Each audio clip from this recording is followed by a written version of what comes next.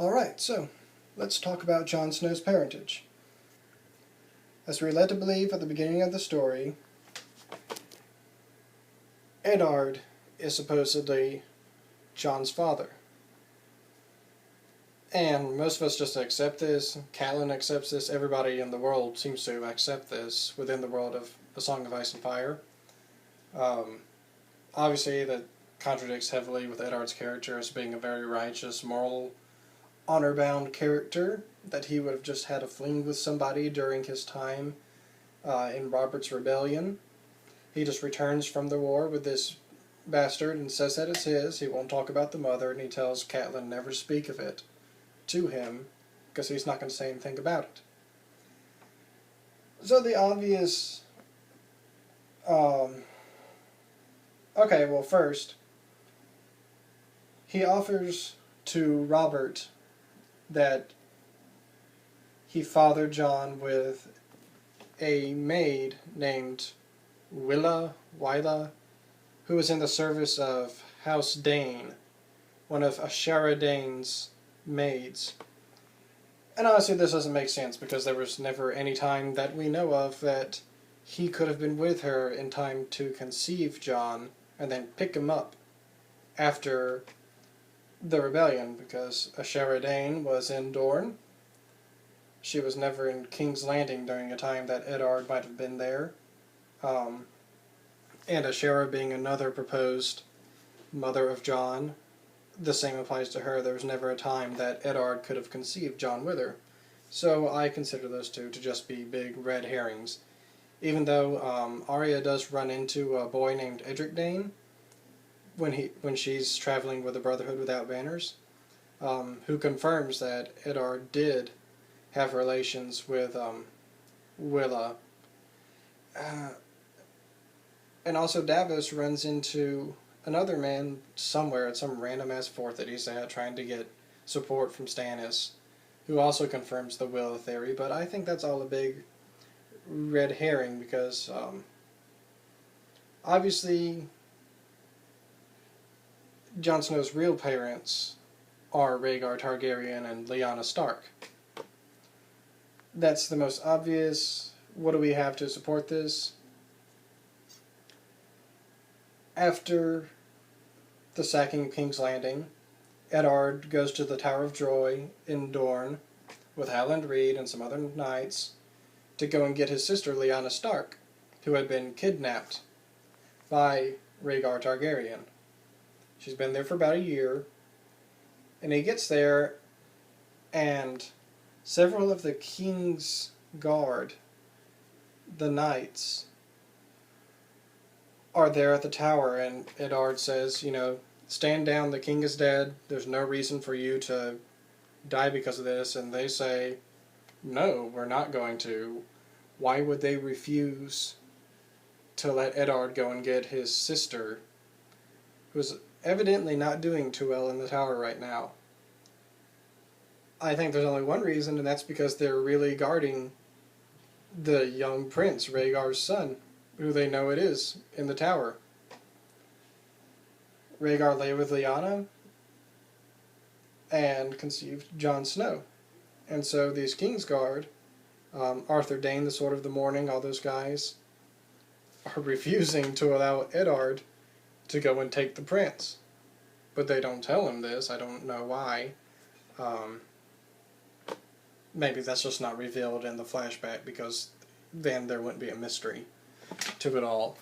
Okay, but that gives it away right there, that the Kingsguard won't let Eddard go and get Jon Snow, or go and get his sister and the child. So Eddard and Howland Reed and everybody else fights them, and the only two left alive are Eddard Stark and Howland Reed.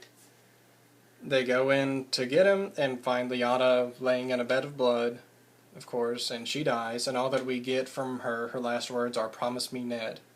And those keep repeating in his mind during his chapters in the first book of Game of Thrones. That's another big red flag that, hey, there's something more to this scene right here that we should pay attention to. And that's that she had died just after giving birth to Jon, or, just a short time afterwards. And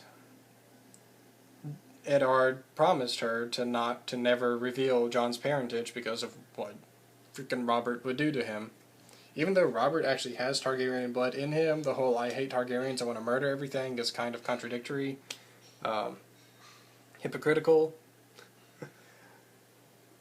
But that to me just makes the most sense and falls in with everything that's been set up so far. Because you see, Jon goes to the Wall, and who does he meet? Aemon Targaryen, one of the other last surviving Targaryens in the world, and Jon gets to learn from him kind of what happened and how that really affected people, because nobody talks about the dead Targaryen children, or really cares, because who would care, except for, Oberyn Martell and the Martells.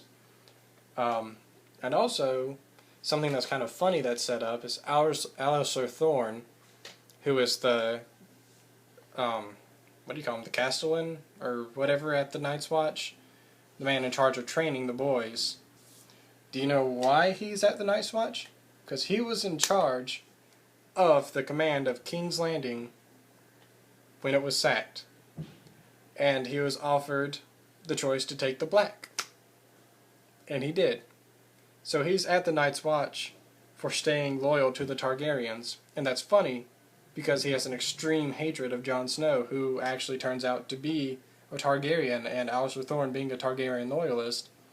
That's just very humorous, and I hope that comes up at some point in the story. Okay, now, spoilers from A Dance with Dragons. If you haven't read that, then don't listen to this right now, okay? Go away.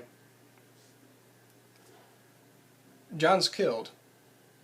Or, whatever, some bullshit. He's gonna warg a ghost, and then Melisandre, I guess, is going to revive him. Or something. I don't know. But let's look at the other Targaryens that we know of. We know of Daenerys, she's definitely a Targaryen. We know that now Aegon is supposedly a Targaryen. He could just be a Blackfyre, a pretender. We don't know. He could be the Mummer's dragon that Daenerys saw in her visions in the House of the Undying. But let's talk about the prophecy that the dragon has 3 heads, and that Aegon's song is a song of ice and fire. Rhaegar says that in another vision that Dany sees in the House of the Undying. I don't know what that means, because either this is the real Aegon, or Rhaegar was wrong, like Aemon said that Rhaegar was wrong, and that whatever the word in Valyrian is for dragon or whatever, it has no connotation, male or female, so it could really mean Dany. That she's the prince that was promised, and not Aegon. But the dragon having 3 heads, we assume that one is Dany, one was Jon, and who was the other one? With Jon dying, if he's just going to be resurrected, I don't know what's going to happen.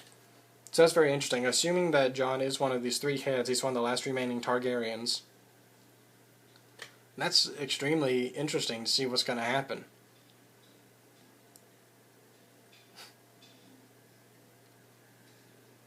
That's about all I got right now about those theories. But yeah, the obvious answer is that Jon is the product of Rhaegar and Lyanna.